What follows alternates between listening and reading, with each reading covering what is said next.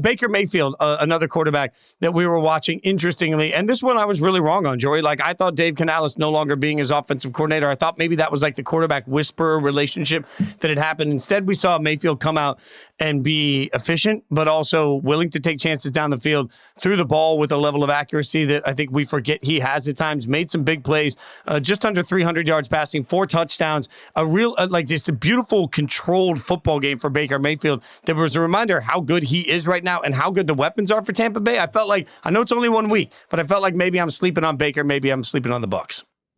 I think Baker's a very good quarterback, and I think that he has really found a home in Tampa, found a home with those weapons, and just is playing at like such a high level, both because he's healthy and because he's in the right system for him. I think that when I look at so much of week 1, I say, great, this is a good data point. Now let's see if the week 2 data point continues to support the argument that we feel from week 1. He's going from playing the Commanders defense to the Detroit Lions defense. And by the way, it's really fun because it's a playoff rematch of what the Buccaneers and Lions had just a few months ago. And so I think that Baker will still play well this week, but I think that the level of competition he's going to be facing is at a whole nother level. And then we'll really have a sense of like, is he good or great? I hate changing my mind after 1 week of NFL games because it's a small data point. At the point we are now where it's basically the preseason because these starters don't play or anything. But it's hard for me not to change my mind about the NFC South after 1 week. Kirk Cousins can't move. I mean, we saw that. I'll give him another week to see, but I think we Frank is pretty about much to put know. a ton of stock into what happened against the Washington Commanders and Carolina Panthers. Please continue. Yeah, I know, right? And maybe I the think Commanders. you picked both of those teams to win too. Like I did. Yeah, thanks for bringing that up, Fitz. I appreciate you, buddy. I appreciate you very much, Jason. Yeah, that's great. You could be Jason from now on. I was going to say, wow, we're calling you Jason. That's when you know things got real. Suddenly I got my first name treatment. Wow. If I knew your middle name, I'd give you a Jason Michael right now or whatever. But the Bucs probably, like, there were some things about the Bucs that losing Canales. There's stuff like their defensive red zone success last year is totally unsustainable. So I'm like, this team's going to come back to earth a little bit.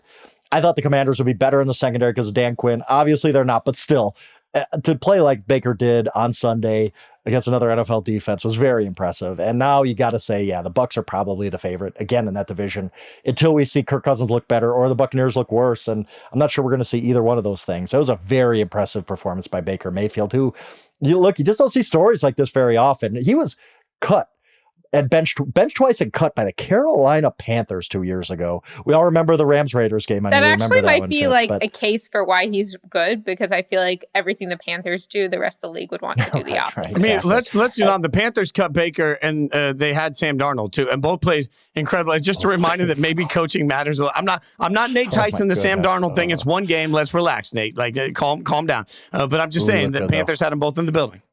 Yeah, and it's just one of those things where Baker's just completely reformed himself. And kudos to him. He took less money last year just because he was like, I don't want to get on the backup train yet. I want one more chance to prove I could be a starter. He took less money than Taylor Heineke took from the Falcons. He just wanted to start, and now he's cashed in, and now he looks like a really above average starting quarterback at very least. I don't know where you're ranking him, but it can't be below 16 at this point. He looks really good in that offense with those weapons. Mike Evans is so good. Oh my goodness, he is. That catch he made where he just kind of worked his way around the corner and snagged it out of the air for the touchdown. It was like, that's unbelievable. That is unbelievable stuff by Mike Evans. And he's just been doing it for so long and sustained it across that entire time. I mean, this is a guy who's had over 1,000 yards. 1, 2, 3, 4. I mean, it's like 11 straight seasons over 1,000. Unbelievable. First ballot Hall of Famer. I mean, he's 31, and I feel like he's been in the league for 87 years. Like, I feel like Mike Evans has been in the league forever at this point. But you're right. 87 dog years, maybe. Okay, that's divided by 7. So that's I'll buy that.